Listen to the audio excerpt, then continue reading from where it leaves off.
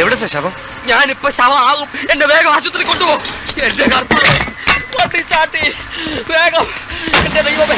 ഹൃദയത്തോട് ചേർത്ത് വെച്ചു മലയാള സിനിമയുടെ തന്നെ ഭ്രമയുഗത്തെ.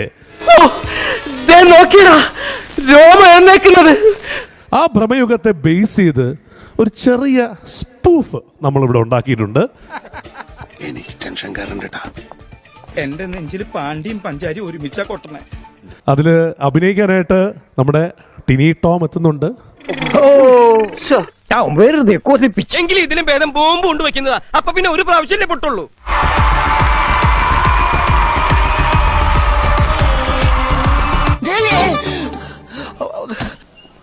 എന്തോന്നാടോ ഇത്? എവിടെ നിന്ന് കിട്ടിയോടോ ഈ ഉണ്ടാക്കണേ?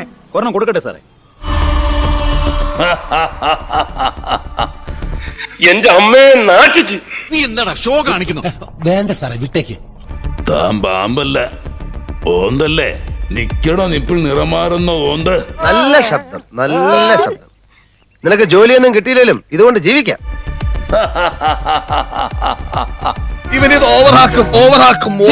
നോക്കുക, വളരെ കാലത്തിന് ശേഷം ഒരതിഥി എത്തുന്ന മഹത്തായ ദിവസം.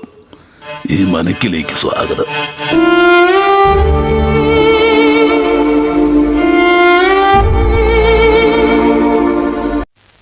മനുഷ്യനെ താഴ്ത്തി കിട്ടുന്ന സ്വഭാവം പണ്ടേ നിന്റെ രക്തത്തിലുള്ളതാണ്. എനിക്ക് തീരെ പിടിക്കുന്നില്ല. ഈ മനയിൽ കയറിയ പിന്നെ ഒരു തിരിച്ചുപോക്കുണ്ടാവില്ല.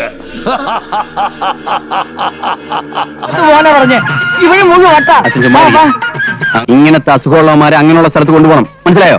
അല്ലെങ്കിൽ വീട്ടിൽ പൂട്ടിയിടണം. ഇവനെ കുറിച്ച് എനിക്ക് പല കംപ്ലൈൻസും കിട്ടുന്നുണ്ട്. മേലിൽ എന്തെങ്കിലും കംപ്ലൈൻസ് ഇവനെ കുറിച്ച് എനിക്ക് കിട്ടിയാൽ ചവിട്ടി നട്ടലൊഴിഞ്ഞാൽ. നീ എവിടെ പരിപാടി അവതരിപ്പിച്ചാലും ഇത് തന്നെയാണല്ലോ നിന്റെ വിധി.